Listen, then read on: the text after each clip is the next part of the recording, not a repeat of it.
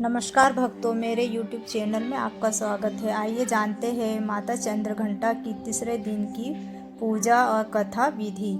नवरात्रि का तीसरा दिन माँ चंद्रघंटा को समर्पित है। इस दिन माँ चंद्रघंटा की पूजा की जाती है। असुरों का संहार करने के लिए माँ दुर्गा ने इस रूप को धारण किया था। आइए जानते हैं पूजन विधि और कथा। नवरात्रि के तृतीय दिवस यानी तीसरे दिन माँ चंद्रघंटा की पूजा की जाती है। माँ चंद्रघंटा को परम शांतिदायक और कल्याणकारी माना गया है। इनके मस्तक पर घंटे के आकार का आधा चंद्र है, इसलिए इन्हें माँ चंद्रघंटा कहा जाता है। अन्य विशेषताओं की बात करें तो इनके शरीर का रंग स्वर्ण के समान है। माँ चंद्रमा देवी के 10 हाथ है। इनके हाथों में अस्त्र शस्त्र विभूषित है। इनकी सवारी सिंह है। नवरात्रि में माँ चंद्रघंटा की पूजा का विशेष महत्व बताया गया है। मान्यता है, जो व्यक्ति नवरात्रि में माँ चंद्रघंटा की पूजा विधि पूर्वक करता है, उसे अलौकिक ज्ञान की प्राप्ति होती है। इस देवी की पूजा और उपासना से साहस और निडरता का बोध होता है। जो व्यक्ति माँ चंद्रघंटा की पूजा करते हैं, उनमें माँ सौम्यता और विनम्रता का भी आशीर्वाद प्रदान करती है। माँ चंद्रघंटा की पूजा करने से रोग से मुक्ति मिलती है।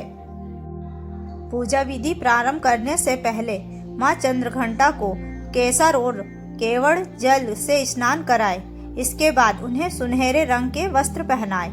इसके बाद माँ को कमल और पीले गुलाब की माला चढ़ाए। उसके उपरांत मिष्ठान, पंचामृत और मिश्री का भोग लगाए। माँ चंद्रघंटा को प्रसन्न करने वाला मंत्र, या देवी सर्वभूतेषु माँ चंद्रघंटा रूपेण संस्थिता, नमस्तस्यै नमस्तस्यै नमस्तस्यै नमो नमः। जय माता दी। आइए भक्तों, जानते हैं माता की कथा। पौराणिक कथा के अनुसार जब दैत्यों का आतंक बढ़ने लगा तो माँ दुर्गा ने माँ चंद्रघंटा का अवतार लिया। उस समय असुरों का स्वामी महिषासुर था, जिसका देवताओं से भयंकर युद्ध चल रहा था। महिषासुर ने देवराज इंद्र का सिंहासन प्राप्त करना चाहता था।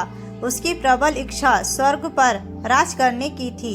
इस इच्छा को जानकर सभी देवता परेशान हो गए और इस समस्या से निकलने का उपाय जानने के लिए भगवान ब्रह्मा, विष्णु और महेश के सामने उपस्थित हुए।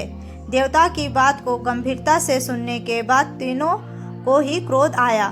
क्रोध के कारण तीनों के मुख से जो ऊर्जा उत्पन्न हुई, इससे एक देवी अवतरित हुई, जिन्हें भगवान शंकर ने अपना त्रिशूल और भगवान विष्णु ने चक्र प्रदान किया।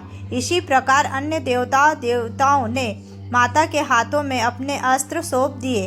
देवराज इंद्र ने देवी को एक घंटा दिया।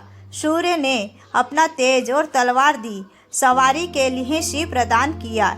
इसके बाद माँ चंद्रघंटा महिषासुर के पास पहुंची।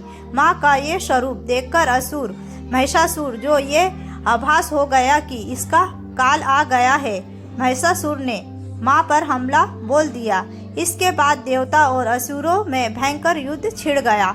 माँ चंद्रघंटा ने महिषासुर का संहार किया और इस प्रकार माँ देवी ने राक्षस से रक्षा की। जय माँ दुर्गा की जय। माता रानी की जय।